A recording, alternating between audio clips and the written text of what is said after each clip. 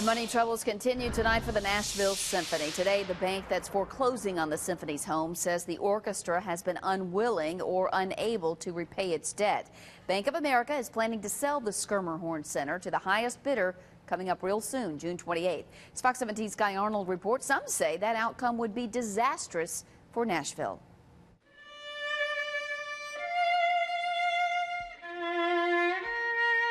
As a violinist and Vanderbilt music professor,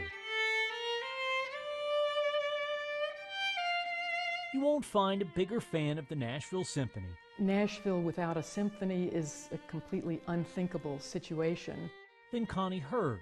It's important to country music, it's important to bluegrass music, it's important to jazz, and all kinds of things that the classical scene is thriving. Recently, the orchestra's financial problems have put that thriving scene in doubt. Bank of America just put the symphony's Schermerhorn Center up for foreclosure, saying this about the orchestra's failure to pay its debt.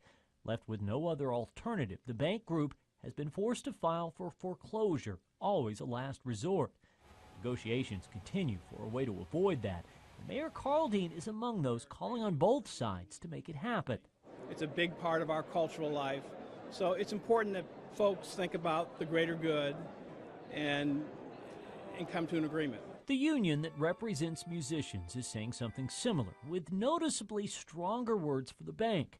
Such hardball is absurd. Countless musicians and entertainers throughout the country conduct business with Bank of America.